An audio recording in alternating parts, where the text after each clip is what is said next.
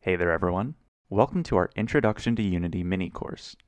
In this course, you'll learn what Unity is, why it's great, what you can do with it, and how to make your first scene. Before we start, I wanted to explain a bit about how this platform works though. Once you've started the course, by jumping into your first lecture, you'll see the curriculum broken down on the left in an easy to navigate fashion. We've designed this course to be completed in order, one lesson at a time. However, having these individual lessons makes it easier for you to revisit any specific parts of the course if you need.